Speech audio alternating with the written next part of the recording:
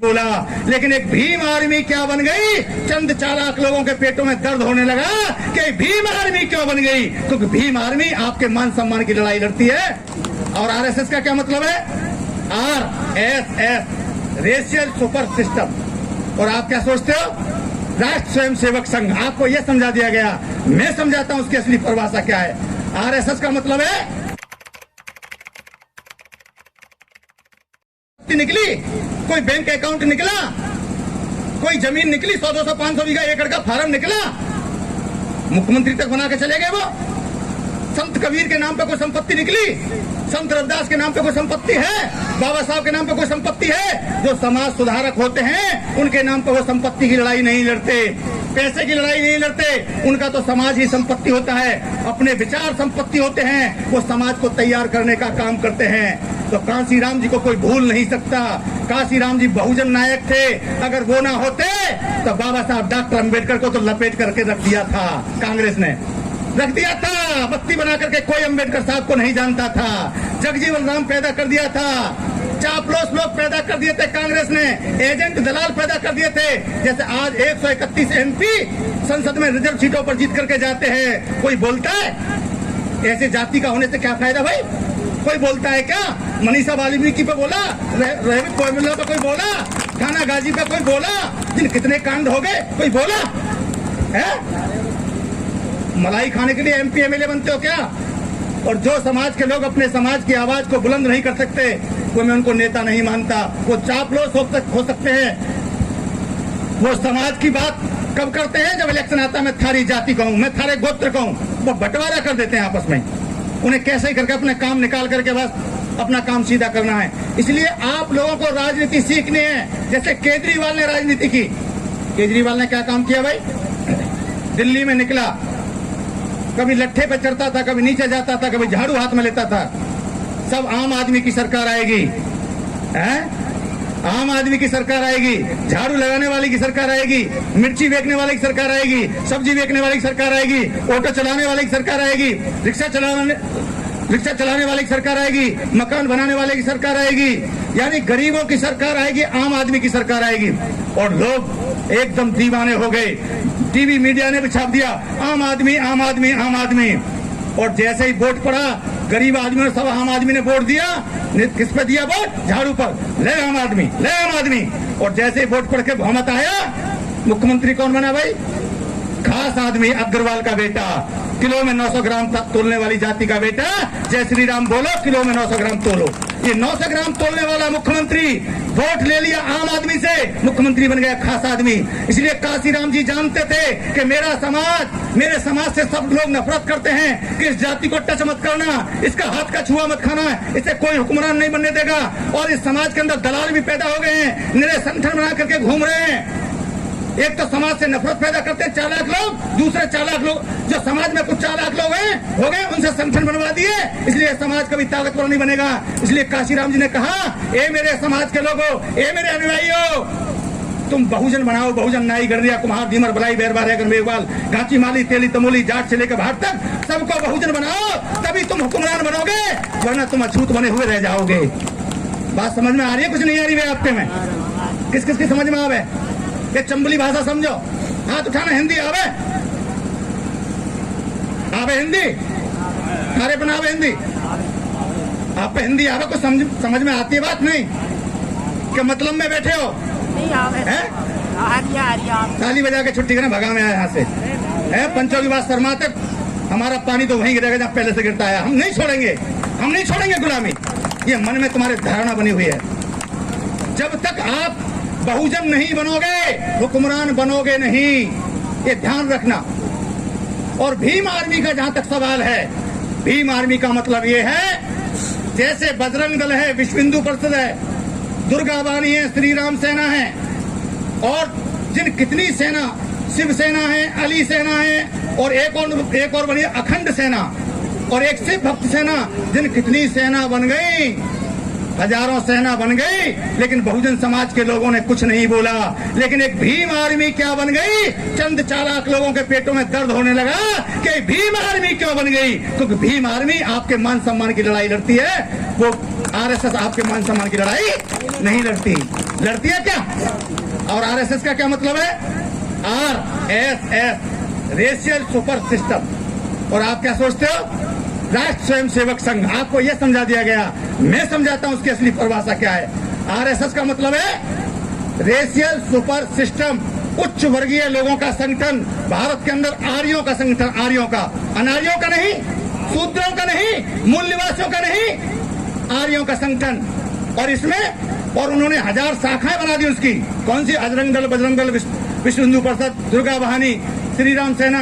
और सबके अध्यक्ष कौन है? चंद चालाक लोग, 3% के लोग। और ये नाई, गडरिया, कुम्हार, दीमर, बलाई, बैरवा, जाट, बाल्मीकि, नट बंजारे, साथी, जाट से लेकर भाट तक जो भिंडासी बता रहे थे, ये सबके सब सदस्य बने हुए हैं। ये सबके सब सदस्य।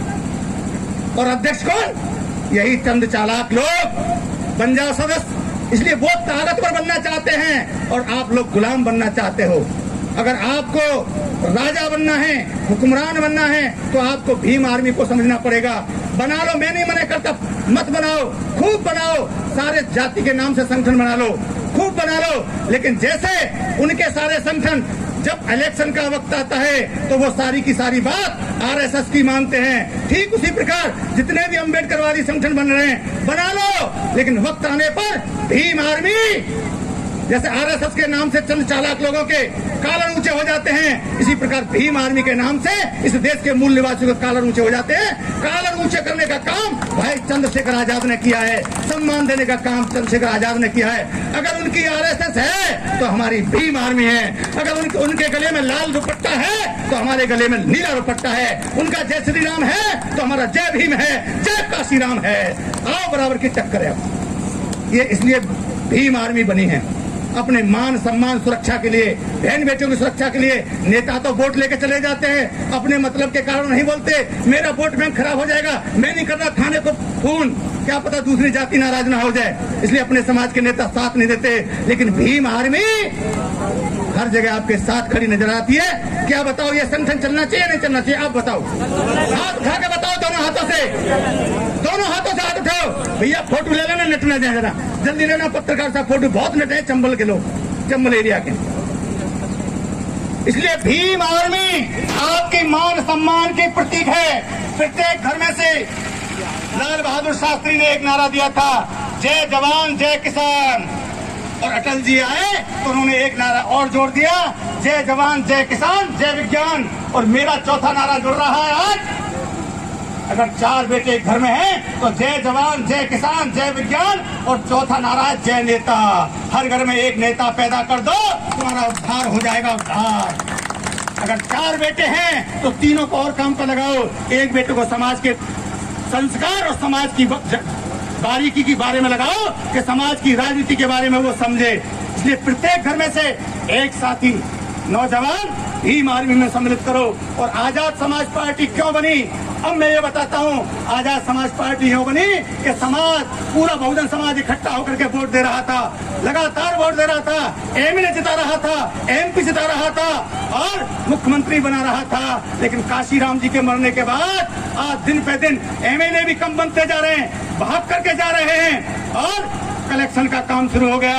काशीराम जी बहुजनों को इकट्ठा करना चाहते थे, अब तो कलेक्शन इकट्ठा होने की बात हो रही है। कलेक्शन दिवस मनाया जाता है 15 जनवरी को कलेक्शन दिवस मनाया जाता है। और हर महीने अब काशीराम जी लीडर पैदा करते थे, लेकिन काशीराम जी के मरने के बाद अब रिकवरी एजेंट पैदा कर दिए हैं, मैनेजर पैदा कर दिए हैं कि कितने हर महीने लाओ, समाज से निकाल के लाओ। उनकी संपत्ति बढ़ती जा रही है और बढ़ने के बाद में वो लोग जब समाज पर अत्याचार होता है तो संसद में बात नहीं उठाते। लेकिन आपका बेटा भाई चंद्रशेखर आजाद वो सांसद तो नहीं बना, उन्होंने कह दिया अगर संसद में 4 लाख लोग बैठे हैं तो सड़क पर संग्राम करूंगा, सड़कों को भर दूंगा। और जिन लोगों का समाज सड़क पर उतर जाता है वो समाज को न्याय मिलता है, सम्मान मिलता है, इज्जत मिलती है, हुक्मरान बनता है। तो भाई चंद्रशेखर आजाद आपके लिए आज पूरे भारत में लड़ाई लड़ रहे हैं, किसानों के भी लड़ाई लड़ रहे हैं। अरे वो राकेश टिकैत आंखों में से आंसू निकले आए थे मोदी के डर की वजह से। और भाई चंद्रशेखर आजाद 10,000 लोगों को 28 तारीख की रात को जब पुलिस ने घेर रखा था राकेश टिकैत को, राकेश टिकैत रो रहे थे तो भाई चंद्रशेखर आजाद भीम आर्मी के लोगों को 10,000 भीम आर्मी लेकर के पहुंचे और उनके आंसू पहुंचे कपड़े से। राकेश टिकैत खुश होने लगे और कह दिया मीडिया के सामने आकर के, देखा होगा अपने टीवी पे, ए मोदी आज अब तू भेज दे अपनी आर्मी, अब मेरी भीम आर्मी आ गई है। आज पूरे भारत में भाई ने, चंद्रशेखर आजाद ने इन किसानों को ललकार करके आज आंदोलित कर दिया है, वरना सारे किसान हिंदू बनकर घर में बैठे थे। हरियाणा में भी जाट मुख्यमंत्री नहीं रहा था, सब हिंदू बना करके वो तो बन गए हुक्मरान और इनको बना दिया गुलाम। ये किसका कमाल है? भाई चंद्रशेखर आजाद का कमाल है। तो राजनीति को समझो। तो भाई ने सोचा कि लड़ाई तो लड़े भीम आर्मी और माल खाए कोई है? होटल में बैठ कर 15-15 लाख 1-1 करोड़ का टिकट बेचो, समाज बिक जाए और एमएलए भाग जाए तो ये समाज तो पिटता ही रहेगा, पिटता रहेगा। यानी घास को दे घासी और माल खाए उदासी। लड़ाई लड़ाई भीम आर्मी और वोट देते उनके कहने से टिकट बेच के हमारे बीच में भेज दे में। भाई है सच्चाई नहीं है? आप बताओ, है सच्चाई नहीं है कि अंधभक्त बनकर बैठे हो? मैंने भी 30 साल वही काम किया है, लेकिन कांसीराम जी के मरने के बाद मेरी समझ में आया कि डेली के डेली कांसीराम जी का जो मिशन था वो लुप्त होता जा रहा है। कांसीराम जी तो बहुजन हिताय बहुजन सुखाय जय भीम नमो बुद्धाय लाना चाहते थे, लेकिन अब तो उनके मरने के बाद में परशुराम राम की मूर्ति लगने की बात हो रही है, परशुराम विश्वविद्यालय बनाने की बात हो रही है। हमें राम राज नहीं चाहिए, परशुराम राज नहीं चाहिए, हमें इस भारत में डॉक्टर बी.आर. अम्बेडकर राज चाहिए, भीम राज चाहिए और भीम का राज भीम आर्मी ही ला सकती है। ज्यादा समझ में आ गया मूछा वाले हो दोनों, इनके फोटो जरूर खींचो जरा, दोनों मूछा वालों पीछे खींचो पत्रकार का हंसते हुए। तो अब बात बहुत है, मेरा भी गला खराब है, माइक अच्छा नहीं है, पैसा बहुत लगाया है, लेकिन माइक को सही रखना चाहिए, सॉफ्ट रखना चाहिए। और मेरी मीटिंग टपाटप लगी हुई है। मैं 10 तारीख को बयाना था, मैं जिद्दी किस्म का आदमी हूँ और जिद्दी आदमी सत्ता ला सकता है। मेरा कोई सगा नहीं है, मेरा कोई दोस्त नहीं है, मेरा एक ही दोस्त है कि इस मिशन को जल्दी से जल्दी 2 साल के अंदर जल्दी एक इकट्ठा कर दूं और राजस्थान के अंदर एक ताकत पैदा कर दूं। 10 तारीख को मैं बयाना था, 11 को दौसा, 12 को खैरतल, 13 को बांसुर, 14 को नंगर और 15 को धौलपुर बसेड़ी और आज कितनी भैया 16 है ना है, और 17 को कहा सवाई माधोपुर, 18 को कोटा, 19 को 12 और 20 को झालावाड़, 21 को बूंदी, 22 को टोंक, 23 को सीकर, 24 को चूरू और 25 को झुंझुनू और 26 को झुंझुनू, 25-26 को और 26 की रात को सिरोही बैठ जाऊंगा गुजरात के बॉर्डर पर। 26, 27 को सिरोही और 28 को आपका जालौर और 1 तारीख को बाड़मेर और 3 तारीख को महुआ। कहाँ है भाई पदम सिंह जी? खड़े हो जाओ, 3 तारीख खड़े हो जाओ, मैं नंगा कर दूंगा पूरे समाज के सामने। हाँ, मैं असली अम्बेडकरवादी हूँ। इन्होंने 3 तारीख का टाइम लिया महुआ में, जबरदस्त मीटिंग देखना चाहता हूँ मैं और अनुशासन देखना चाहता हूँ। पक्का भाई, जोरदार तालियों से स्वागत। जैसे सुंदर हो ऐसी सुंदर मीटिंग होनी चाहिए और इसमें पैसा खर्च ना हो, समाज का पैसा इसमें खर्च नहीं होना चाहिए। एक ही माला डाल देना बस बाबा साहब पे। हमें नहीं चाहिए पैसा बेकार खर्च करना। अरे हमें दौड़ाओ आप आगे को, जितना इंजन दौड़ेगा उतनी डिब्बे दौड़ेंगे तो आप गंतव्य स्थान पर पहुंचोगे। फालतू पैसा खर्च नहीं करना हमें समाज का। ये क्या है भाई? आज आपने हमारा सम्मान कर दिया कि हम सम्मानित हो गए। हमें दूर से उंगली से कहना फला जाति का आ रहा है, कितना है तुम कपड़ा पहन लो, कितने कलेक्टर बन लो। कलेक्टर बनने के बाद भी क्या कहने, फला जाति का कलेक्टर है, कहवे सम्मान मिल रहा है क्या? हमारी लड़ाई हुक्मरान बनने की है, कलेक्टर एसपी की नहीं है। अगर हुक्मरान बन गए तो पंडित जी भी सलूट मारेंगे, सर नमस्कार। और अगर हुक्मरान नहीं बने तो हमारे समाज के कलेक्टर भी गुलाम बन जाएंगे, सर। इसलिए आप लोगों से मेरी विनती है कि आप लोग ताकतवर बनो। और ताकत कहाँ है? ताकत ना खेत में है, ना बिल्डिंग में है, ना पैसा में है, ताकत है राजनीति में। कलेक्टर में भी कोई ताकत नहीं है, कलेक्टर भी गुलाम होता है सरकार का और सरकार बनती है राजनीति से। इसलिए प्रत्येक घर में से राजनेता पैदा करो, राजनीति सीखो। अब आप कहोगे हम राजनेता कैसे बनेंगे? भाई हम कैसे बनेंगे राजा? बन सकते हो राजा। 1950 से पहले इस देश में राजा नहीं बन सकता था, मेहतरानी का बेटा राजा नहीं बन सकता था, लेकिन बाबा साहब डॉक्टर अम्बेडकर ने 1950 में महारानी के पेट की नसबंदी कर दी। और कह दिया जब राजा महारानी के पेट से पैदा नहीं होगा, लोहे की पेटी से निकलेगा, पॉलिट बैग से निकलेगा, मशीन से निकलेगा, चाहे वो रानी का बेटा हो चाहे मेहतरानी का बेटा हो, वोट से राजा बनेगा। बराबर का अधिकार दे दिया, एक पैर वाले को भी एक वोट का अधिकार और दोनों पैर वालों को भी एक वोट का अधिकार, कलेक्टर को भी एक वोट का अधिकार और घास छीनने वाले चपरासी को भी एक वोट का अधिकार, हेलीकॉप्टर में उड़ने वाले को भी एक वोट का अधिकार और पैदल चलने वाले को भी एक वोट का अधिकार, ब्राह्मण को भी एक वोट का अधिकार और वाल्मीकि को भी एक वोट का अधिकार। समानता दे दी, लेकिन आपने नहीं समझा। आपने क्या सोचा, ये बाबा साहब दे गए हमें वोट, इसके माध्यम से तो हमें क्या मिलेगा, गोला मारू पीने को मिलेगी, गुटखा अम्बल खाने को मिलेगा, गाड़ी में बैठने को मिलेगा। अरे बाबा साहब ने यह अधिकार इसलिए दिया था, आपको राजा बनाने के लिए दिया था कि आप राजा बनो और राजा बन सकते हो। आपकी वोट से वो लोग राजा बनते हैं, 4 लाख लोग। अगर यही वोट अपनी भीम आर्मी के माध्यम से तैयारी कर दो तो तुम राजा बन सकते हो। तो भीम आर्मी के साथ में डंडा भी है और झंडा भी है। डंडा किस लिए है, अगर कोई एमएलए एमपी भागेगा तो भीम आर्मी कंट्रोल करेगी। अब पहले तरह अनाथ नहीं छोड़ा जाएगा, अब अनाथ गुलाम नहीं बनने दिया जाएगा समाज को। इसलिए समाज को नाम रखा है पार्टी का आजाद समाज पार्टी। इस समाज को आजाद करना है। जिस समाज को काशीराम जी के समाज को गुलाम बना दिया था जाने के बाद में, उस समाज को आजाद करना है। तो तुम राजा बन सकते हो। अब ये बैठे हमारे बीच में सरपंच मुकेश भाई, ये राजा है, गांव के राजा। इनको किसने बनाया भाई? किसी अल्लाह ने, ईश्वर ने, मुल्ला ने, मौलवी ने बनाया है क्या करनी माता, धौली माता ने बनाया है? किसने बनाया इनको? आपकी वोट ने बनाया है, वोट ने। चाहे रोज नमाज पढ़ते, चाहे मंदिर में जाकर घंटा हिलाते, ये राजा नहीं बन सकते थे। इनको राजा किसने बनाया है? वोट ने। और ये खाली राजा नहीं है, नाम के राजा नहीं है। जीतने के तुरंत बाद करोड़ों रुपए की चेक बुक इनके खाते में आ जाती है, चेक बुक इनके हाथ में आ जाती है। और एक पढ़ा लिखा पंचायत सेक्रेटरी, जिसको आप ग्राम सेवक बोलते हैं, BA MA MSc किया हुआ पढ़ा लिखा पंचायत सेक्रेटरी, सरपंच 8वीं पास, और वो BA MA करके पंचायत सेक्रेटरी, और वो गुलाम बनता। सर कहाँ करना है मुझे बताइए। गोलमा देवी अंगूठा टेक और पढ़ा लिखा कलेक्टर कहता, सर मैडम कहाँ लिखा करना है बताना। ये ताकत राजनीति में है और तुम राजनीति से दूर भागते हो। करोड़ों रुपए की ताकत है। अगर सरपंच किसी पर खुश हो जाए तो उसका मकान बनवा दे, शौचालय बनवा दे, रोड बनवा दे, और किसी से नाराज हो जाए तो झाड़ू भी ना देवे। प्रधान के पास में अरबों रुपए की संपत्ति होती जीतने के बाद, वो कौन बनाता है? वोट बनाती है। MLA के पास में करोड़ों रुपए की संपत्ति होती है, उसको कौन बनाता है? वोट बनाती है। और मुख्यमंत्री को भी वोट बनाती है। और सब लोग क्या कहते हैं? भगवान का नाम लो, अल्लाह ईश्वर का नाम लो, मंदिर मस्जिद का नाम लो। और जिन लोगों को मंदिर मस्जिद का नाम लेना चाहिए, क्या वो लोग मंदिर मस्जिद का नाम ले रहे हैं? वो तो बन रहे हैं राजा। कौन? नाम गिनाओ। स्वामी चिन्मयानंद, स्वामी स्वरूपानंद, स्वामी सतपाल महाराज, स्वामी आदित्यनाथ महाराज, योगी जी, स्वामी ओमवेश, स्वामी अग्निवेश, स्वामी महेंद्रनाथ मर गए, अलवर के सांसद थे। अब उनकी जगह पर बनाया कौन?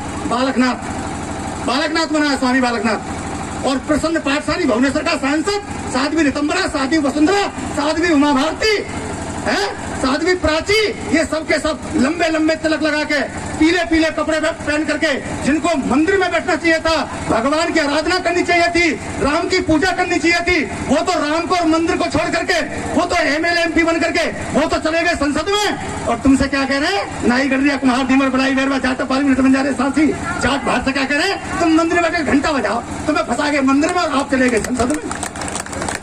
उनका गेम समझ में आवे आपका, आपकी समझ में ना आवे। थारी समझ में आ जाता तब तक राजा बन जाते, थारी समझ में आवे ही कौन नहीं। इसलिए आप लोगों को राजा बनना है और भीम आर्मी के साथ आपको खड़ा होना है। खड़े हो गए? नहीं हो गए? पक्का सोच लेना आज के बाद इस इलाके में। आज मैं बहुत नाराज होकर जा रहा हूं यहां से, क्योंकि आज बहुत अच्छा दिन था बाबा साहब डॉक्टर अम्बेडकर के विचारों को। बाबा साहब की प्रतिमा यहाँ लग गई, लेकिन जिसके माइंड में लग जाती है ये विचार अंदर तक जाना चाहिए, उस दिन बाबा साहब डॉक्टर अम्बेडकर का मिशन पूरा हो जाएगा। हर घर के अंदर अम्बेडकरवादी बहन पैदा हो जाए, भाई पैदा हो जाए। और ये जो हमारी बहनें बैठी हैं, आप इनका सत्कार नहीं करते, इनका मान सम्मान नहीं करते। ये हमारी जिंदा देवी है, जिंदा देवी। इनको देवी क्यों कहा जाता है? ये घर चलाती हैं, आपके कपड़े धोती हैं, आपको खाना बना करके आपको जीवन देती हैं, आपके परिवार को बढ़ाती हैं। हैं? आपकी खिदमत और सहायता करते हैं, लेकिन आप लोग इनके साथ में क्या करते हो?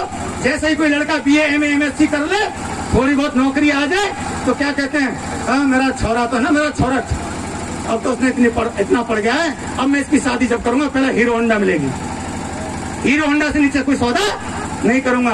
अगर हीरो होंडा नहीं मिली और लड़की की शादी होकर घर में आ गई तो 1 महीना 2 महीना के बाद में पेट्रोल छिड़का और पेट्रोल छिड़क के आग लगा दी, मार दिया।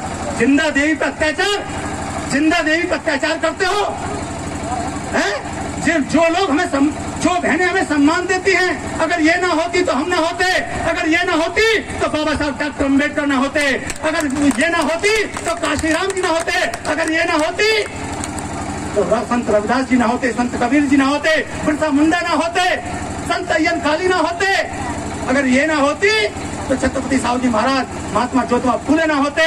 इसलिए बहनों का सम्मान करो। इसलिए बाबा साहब डॉक्टर अम्बेडकर ने अपने संविधान में एक लाइन लिखती है कि लेडीज भी बराबर की अधिकारी है, वो भी IG DIG कलेक्टर भी बन सकती है, वो भी राष्ट्रपति प्रधानमंत्री मुख्यमंत्री बन सकती है। आज ये जो लेडीज हैं, ये जो लाल बत्ती में चलती हैं, ये किसी चालाक लोगों की देन नहीं है, ये बाबा साहब डॉक्टर अम्बेडकर की देन है, इस देवता की देन है। इसलिए सारी लेडीजों को, चाहे वो जाट से लेके बाहर तक, ब्राह्मण से लेके बाल्मीकि तक, जितने भी समाज, कोई भी समाज हो, कोई भी लेडीज हो, उनका जो उद्धार किया है बाबा साहब डॉक्टर अम्बेडकर ने किया है। इसलिए बहनों, आप घबराओ नहीं, आप वो वीरांगना हैं, आप झांसी की रानी भी बनी हैं, आप रमाबाई भी बनी है, और आप इस देश के अंदर आपने जौहर करके दिखाया है। आपके अंदर माँ बनने की क्षमता है, आपके अंदर किसी की फूफी बनने की क्षमता है, आप किसी की बहन लगती हो, किसी की चाची लगती हो, किसी की ताई लगती हो। आप कितने रूपों को निभा करके एक लेडीज ममता की मूर्त होती है। इसलिए लेडीजों का साथ रखो, इनका सम्मान दो। क्या रखोगे पुरुष लोगों भाई? इनका सम्मान रखोगे? हाथ उठा के बताओ, आप लोग सब रखोगे? ताली बजा के स्वागत करो मेरी बहनों का। इन्हीं अल्फाजों के साथ फूल वही चुन पाते हैं जो कांटों से टकराते हैं। अधिकार न मांगे मिले कभी, अधिकार तो छीने जाते हैं। जय भीम, नमो बुद्धाय।